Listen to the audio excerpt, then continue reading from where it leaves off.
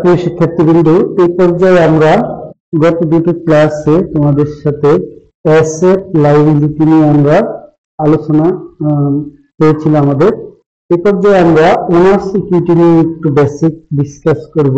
মনে রাখবা, ওনার সিকিউরিটি এই জায়গাতে মালিকানা সত্ত্বের এই জায়গাতে অনেকগুলো বিষয় আছে। কেমন?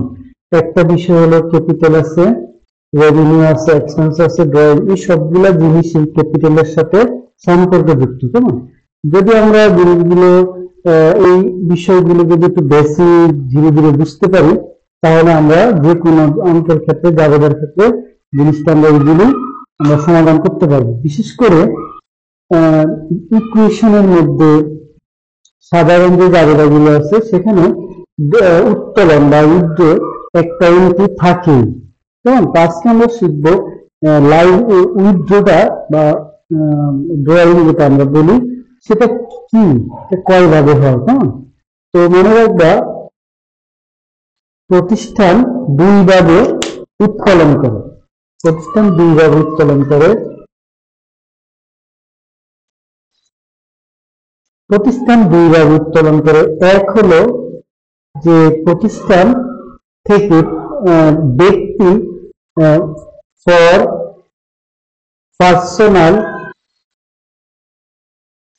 পার্সোনাল ইউজ, ব্যক্তি নিজের প্রয়োজনে, প্রতিষ্ঠানের যে মালিক ব্যক্তি নিজ প্রয়োজনে ব্যবসা থেকে পণ্য, মানে আমার ব্যবসা, আমি ব্যবসা থেকে একটা কলম নিয়ে আসলাম, তাহলে আমি আমার পার্সোনাল কাজে ব্যবহার করি।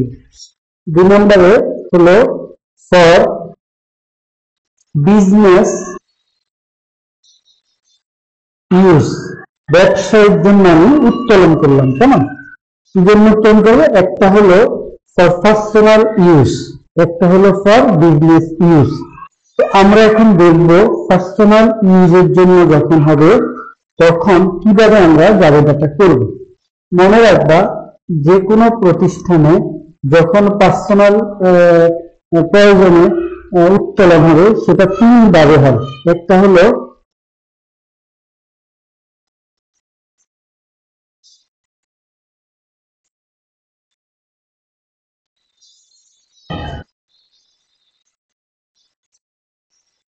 দেখো, উইথড্র টাকা ৫,০০০ ক্যাশ ফর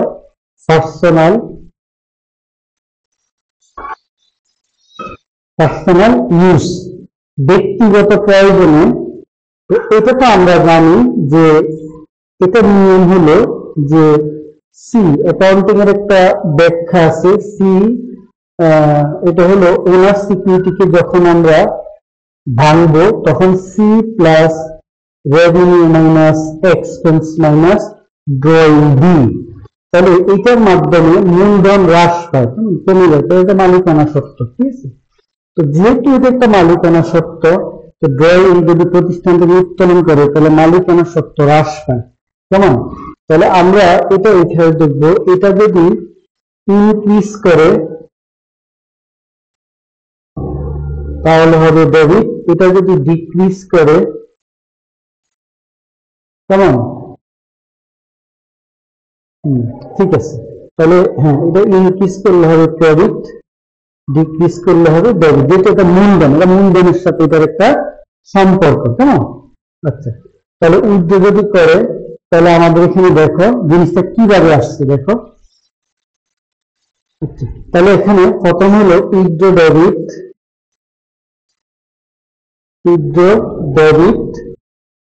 ক্যাশ ক্রেডিট, কত? ৫,০০০ টাকা। ৫,০০০ টাকা। আচ্ছা, তারপরে দেখো আমি আর কয়ভাবে উত্তোলন করতে পারি, তাহলে আমি গুডস উত্তোলন করতে পারি। তাহলে সেটা হলো, দেখো, উইথড্র টাকা ৫,০০০, উইথড্র গুডস, এখানে আমরা লিখবো উইথড্র গুডস, মানে পণ্য, ফর পার্সোনাল। মনে রাখবা, প্রশ্ন যদি গুডস শব্দটা থাকে তাহলে আমরা বুঝে নিব পণ্য উত্তোলন, এবং সেটা ক্রয় মূল্য উত্তোলন। সেটাই কি বলা হয়? ক্রয় মূল্য উত্তোলন। তখন আমরা এখানে দিব যে উইথড্র ডেবিট পারচেজ ক্রেডিট। কেন পারচেজ কেন দিব?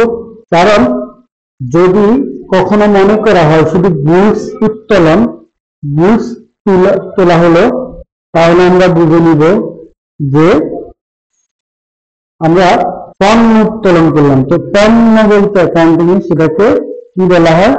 পণ্য বলতে বলা হয় ক্রয় করাকে বোঝায়। হ্যাঁ, পণ্য মানে ক্রয়। আচ্ছা, এরপরে দেখো আরেকটা জিনিস আছে, উইথ দ্য গুডস টাকা 5000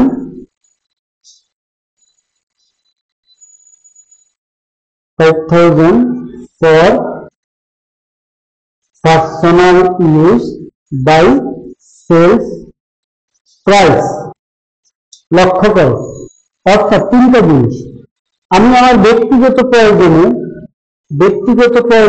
এই তিনভাবে প্রতিষ্ঠান থেকে আমি টাকা তুলতে পারি। একটা হলো আমি ক্যাশ টাকা তুলতে পারি, তাহলে ডেবিট হবে, ক্যাশ ক্রেডিট হবে, কারণ আমার মূলধন কমে যাবে।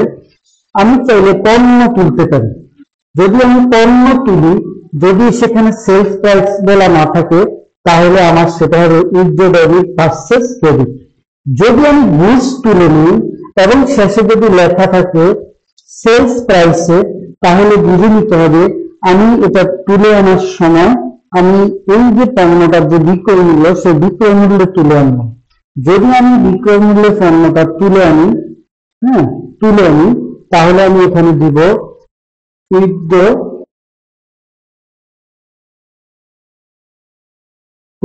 ডেবিট সেলস ক্রেডিট কত? 5000।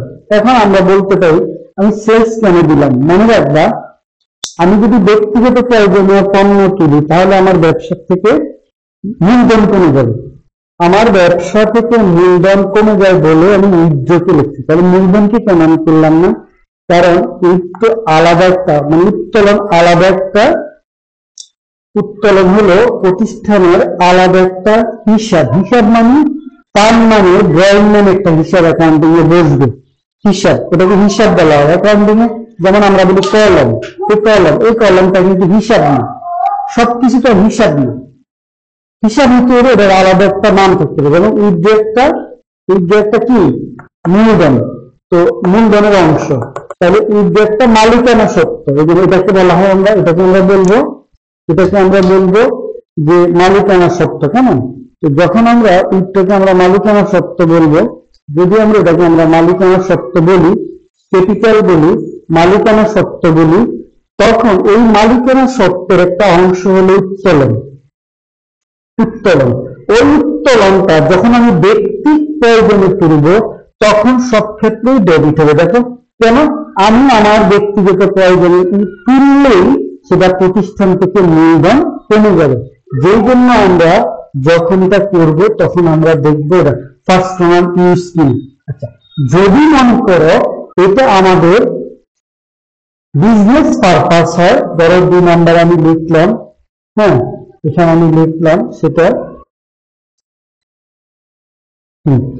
লিখলাম ফর বিজনেস পারপাস। ধরো ব্যবসার প্রয়োজনে, এটা হলো মনে করো উইথড্র উত্তোলন, ব্যবসায়ের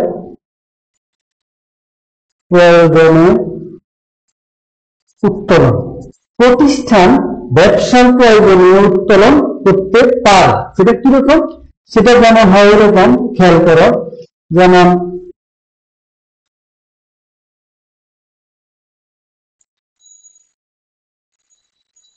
উইথড্র টাকা 10,000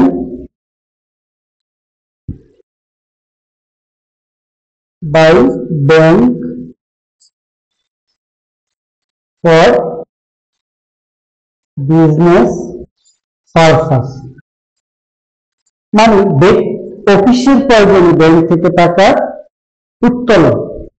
ঠিক আছে, অফিসের প্রয়োজনে, খেয়াল করো, অফিসের প্রয়োজনে উত্তোলন। তাহলে অফিসের টাকা তো সবসময় অফিসে থাকবে না, এটা ব্যবসায় থাকবে, তাই না? যদি অফিসের প্রয়োজনে উত্তোলন করে, মানে উইথড্র টাকা 10,000 দেন ফর বিজনেস পারপাস, মানে ব্যবসায়িক পারপাসে যদি উঠায় তাহলে আমার জায়গাটা হবে ক্যাশ, ডেবিট, ব্যাংক, ক্রেডিট, এগুলো পাশে অ্যাকাউন্ট লিখবো আমরা। তাহলে কেমন, ধরো ক্যাশ অ্যাকাউন্ট, উইথড্র অ্যাকাউন্ট আমরা অ্যাকাউন্ট পাশে লিখি, যেমন আমরা এটা লিখতে পারি cash account, debit, bank account, credit. আচ্ছা যাই হোক, তাহলে কত, 10,000 টাকা। তাহলে উইথড্র বা উত্তোলনটা প্রতিষ্ঠানের একটা মালিকানা সত্ত্বের একটা অংশ। তো সেক্ষেত্রে যদি আমরা কখনো দেখি যে ব্যক্তিগত প্রয়োজনে, এটা হলো ব্যক্তিগত প্রয়োজনে উত্তোলন। আবার অনেক সময় ব্যক্তিগত প্রয়োজনে এইটা ছাড়াও আরো আছে, কেমন, ধরো আমরা এটা করছি যে ছেলের স্কুলের বেতন দেওয়ার জন্য ব্যবসা থেকে উত্তোলন, তারপরে জন্মদিনের অনুষ্ঠানের জন্য ব্যবসা থেকে উত্তোলন।